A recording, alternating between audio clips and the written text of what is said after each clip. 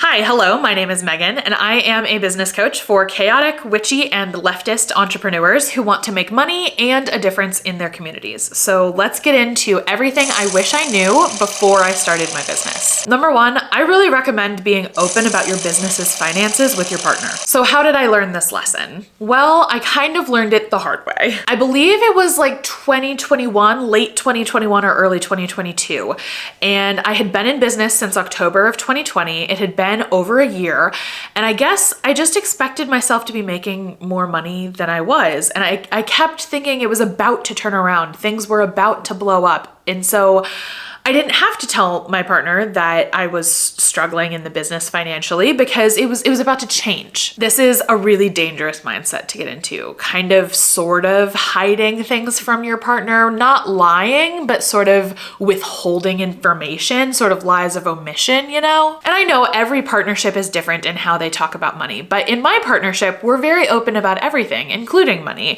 And so the fact that I wasn't being open about this should have been a huge red flag for me that it was time for something to change. The reason I was hiding it was because I was ashamed. I felt like I was failing at supporting my family, and I didn't want him to be ashamed of me too. Now that's not how my relationship works. We are very supportive of each other, and my husband has always been my business's biggest cheerleader. But sometimes we get nervous about things and we listen to the anxiety more than we listen to our gut, and that's what I did. Now, what would I do differently if I had known this before I started my business? Well, I definitely would have started talking about codependency in therapy a hell of a lot sooner than I did. See, I'm not necessarily codependent with my husband, even though there are definitely some tendencies there that I know that I need to look out for and keep an eye on. But I have some codependent relationships in my past, and some of that has transferred on to the way that I interact with my husband. And if I had started working on this sooner, I might have realized, oh, my business finances have nothing to do with my husband's perception of me as a person, right? I would have separated our identities and not been so codependent. The second thing I would tell myself before I ever started my business is that your business is not going to support you right away, and expecting it to do so is only going to slow down your growth. This is also one that I learned the hard way. I was a freelancer before I started my business, and once I did start my business, I kept some of my freelance clients, but within, I think, 6 to 8 months, I let them all go so I had more time to focus on and grow the business. I thought that if I could dedicate more time to the business, it would grow faster, which generally speaking is true, except I forgot to factor in one very key detail, which is that when you are under financial stress, all of your work gets worse. Financial stress really overstimulates the nervous system. It makes us very, very afraid, and that makes it really hard to take action and do what needs done in a business. So we ended up in a pretty tight financial situation where I had to start driving for Instacart and desperately email a couple of my past clients asking for work again. If I could go back and do things differently, I would wean myself off of freelancing slowly instead of just reaching a certain income point and saying, ta-da, I made it to this income point. I don't need freelance work anymore. Like, okay, sweetie, honey, baby, income goes up and down when you're an entrepreneur, and you might need that income in a future month. So let's not cut everything off right away. The third major thing I would be sure to tell myself if I could go back in time to when I first started my business is that your business does not exist to validate you. I learned this one because I really developed an unhealthy relationship with social media through my business. I grew up with a lot of invalidation, and validation is a big wound for me, and I really attempted to heal that wound with my business. I know this doesn't make sense intellectually, but in my bones, I really felt like I could earn the love and approval that I didn't always receive growing up from strangers on the internet. But there are so many problems with this. First of all being that doesn't work. Strangers on the internet might give you a temporary validation high, but it'll always come crashing down because they don't really know you. The best validation comes from friends, family, loved ones. And the second problem with this is that when you run a business this way, you're gonna make fewer sales because you're not offering value, you're asking for validation. And nobody wants to pay you to make you feel better. They want to pay you so that you can help them with a problem. But if your main goal is to get validated, not to sell a helpful product, then you're going to struggle with sales. And if I could go back and do anything differently, I would teach myself the process I have now for when I post on social media. And that is, before I post, I always ask myself, why are you posting? If it's for attention, that's not always a bad thing, but ask yourself, are you angry? Are you overstimulated? Are you dysregulated? If the answer is yes, go talk to a friend, go talk to your husband, go talk to your sister. Don't talk to the internet. If you just want attention because your outfit looks cute that day, totally get it, go ahead and post. The next lesson I would teach my past self about running a business is that there are ethical ways to sell. And if you truly believe that that's not true, then you shouldn't run a business. For a long time when I started my business, I was very concerned about what was ethical and what wasn't ethical when it came to selling. I just had this gut feeling that selling was bad, that telling people, hey, I have a thing, do you want to buy it, was bad. But then I was doing it anyway.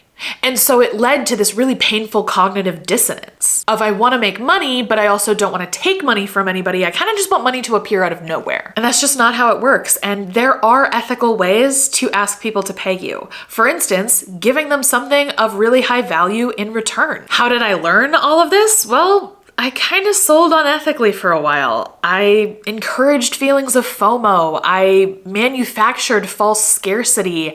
I did what I was taught to do by, various coaches in the industry. But looking back, I'm like, damn, that was not okay. So the main thing I would tell myself if I could go back is that you don't have to do those things. You don't have to manufacture scarcity. You don't have to make people feel FOMO. Yes, that stuff works, but it feels crappy. And that's not how you like to buy things. That's not the experience you want to have when you're buying something. So why are you creating that experience for someone else? You can sell ethically, but it does involve a little more hard work. It's just work worth doing. Hi there, just interrupting your video really quick to let you know about the Business Magic Summit. This is a totally free, totally virtual, amazing event built for intuitive entrepreneurs who want to incorporate magic into their businesses. We're gonna talk about everything from tarot to astrology, from shame to revenue, and so much more. Everything takes place March 17th, 18th, and 19th, and you can get your totally free ticket in the description below. Okay, back to the video. The next lesson that I would tell my past self about running a business is that you should try everything. And finally, we have a lesson I didn't learn the hard way. This is something I just naturally do. I love trying everything, and I find it really fun and exciting. It's part of the reason I love running a business. And so I would just go back in time to tell myself, hey, you're on the right track. I have run summits. I have done bundles. I have had my own podcast. I've been on other people's podcasts. I've been on TikTok and Instagram and YouTube. I have tried so many things in business and I've had so much fun doing it. Could I have gotten further faster if I had focused in on one or two things? Maybe. But the way my brain works, I'm really not convinced I'm capable of focusing on one or two things. I just don't think that's how I function. I think I function best with a little bit of chaos around me. And so that is how I have run my business for the last 5 years, and I love it. So what would I do differently? Nothing. I love my business. It's chaotic, but it's joyful and it makes money. And that's kind of the best of every world to me. The sixth lesson that I would tell myself if I could is that you should hire someone right before you're ready to, not when you're like tapped and at capacity and you need to hire someone now. All right, we're back. I learned this one the hard way. I knew I needed to hire for about a year before I did. I didn't need someone to work 40 hours a week with me. I just needed like 20 hours a month. Someone to edit the podcast and upload the replays of all of my coaching things and just do the behind the scenes stuff that I put off doing because it was so boring and I hated it. I hit the 6-figure mark in 1 year before I hired anybody, and that was a mistake, I think. Because by the time I hired my virtual assistant, I didn't even know how to onboard her because the business was So chaotic. I love chaos, but it was so chaotic that I didn't know how to bring someone else into that chaos without breaking things. Luckily, I hired the best virtual assistant in the world. I will link her website in the description for anybody who is also looking for a virtual assistant. I believe she has some availability at the time of this posting. And basically, she told me that her job was to take care of all of the crappy stuff I didn't want to do so that I could go off and slay the dragon. And that's just the kind of person Jasmine is. And I'm so grateful to have her on the team now, but I really wish I had hired her 6 months earlier. So what would I do differently? I would literally find Jasmine and hire her 6 months before. The next lesson that I've learned in business that I would love to tell my younger entrepreneur self is that you don't have to be organized to run a successful business, but if you're not going to be organized, you do have to be diligent. So how did I learn this? Once again, the hard way. I learned this because I'm just not a naturally organized person. I really struggle with prioritization, planning, organization, all of those executive functioning skills. And what I've found is that spending time trying to be better at things that I'm just naturally very bad at is usually a waste of my time.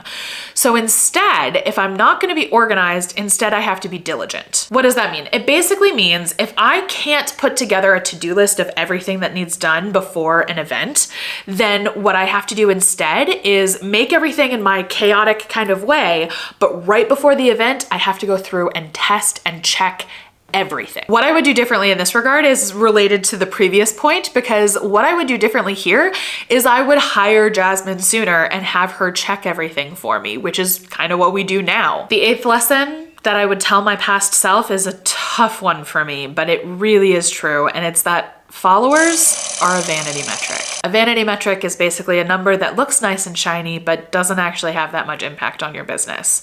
And I have learned this one, shockingly, the hard way. I spent years chasing followers, loving the thrill of each new milestone.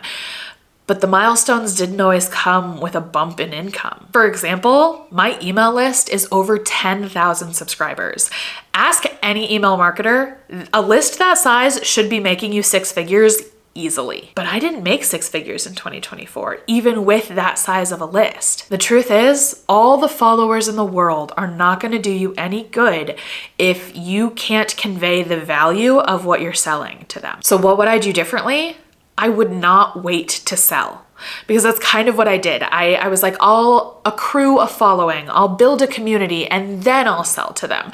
But all that did was teach people, oh, this person teaches me things on the internet and doesn't expect me to pay them for it. How nice. So then when I did start expecting them to pay me, some of them felt betrayed or upset, whereas others were just like, oh, I don't need to follow this person anymore, no worries. Very rarely did it result in someone saying, oh, they want to charge me for this information now? Great, I'd love to pay her. So yeah, if I could go back, I would sell from the beginning, I would get good at what I do, and I would sell it. Finally, the 9th lesson that I have learned about entrepreneurship that I would love to talk to my past self about is entrepreneurship community. This is another one of those lessons that I didn't learn the hard way.